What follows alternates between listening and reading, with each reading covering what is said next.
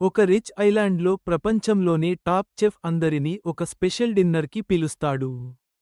కానీ ఆ డిన్నర్ చివరికి వాళ్ళందరికీ లాస్ట్ మీల్ అవుతుందని ఎవరికీ తెలియదు. ఇది ఒక సాధారణ ఫుడ్ స్టోరీ కాదు. ఇది సర్వైవల్ గేమ్. ఒక ఐలాండ్లో ఉన్న ఎక్స్క్లూజివ్ రెస్టారెంట్కి చాలా రిచ్ పీపుల్ వస్తారు. వాళ్ళు అందరూ ఒక స్పెషల్ మెనూ ఎక్స్పీరియన్స్ కోసం భారీ డబ్బులు ఖర్చు చేసి వచ్చారు.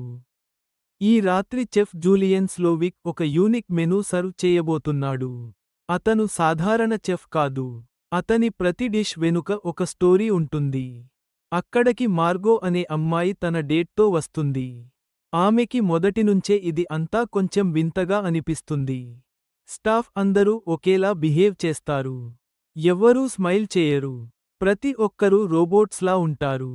కొద్దిసేపటికి చెఫ్ అనౌన్స్ చేస్తాడు, ఈ రోజు సర్వ్ చేసే ప్రతి కోర్స్ మీలో ఒకరి పాస్ట్ని చూపిస్తుంది అని. ఒక డిష్ వచ్చినప్పుడు ఒక గెస్ట్ గురించి షాకింగ్ నిజం బయటపడుతుంది. అందరూ అసౌకర్యంగా ఫీల్ అవుతారు. కానీ ఎవరూ బయటికి వెళ్ళలేరు. ఒక షాకింగ్ సీన్ జరుగుతుంది. ఒక చెఫ్ స్టాఫ్ మెంబర్ అందరి ముందే తన ప్రాణం తీసుకుంటాడు. అందరూ షాక్ అవుతారు.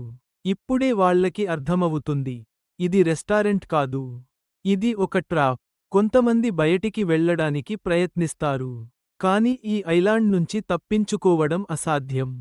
చెఫ్ అసలు ప్లాన్ ఏమిటో చెప్పడం మొదలుపెడతాడు. మీరు అందరూ నా ఆర్ట్ని నాశనం చేసిన వాళ్ళు అని చెప్తాడు. Critics, rich customers, fake fans అందరినీ టార్గెట్ చేసి ఈ డిన్నర్ ప్లాన్ చేశాడు. మార్గో మాత్రం వీళ్లలాగా కాదు అని చెఫ్ గుర్తిస్తాడు. ఆమె నిజంగా ఈ వరల్డ్కు సంబంధించినది కాదు. చివరికి చెఫ్ చివరి కోర్స్ అనౌన్స్ చేస్తాడు, డెజర్ట్. స్మోర్స్. కాని ఇది నిజంగా డెజర్ట్ కాదు.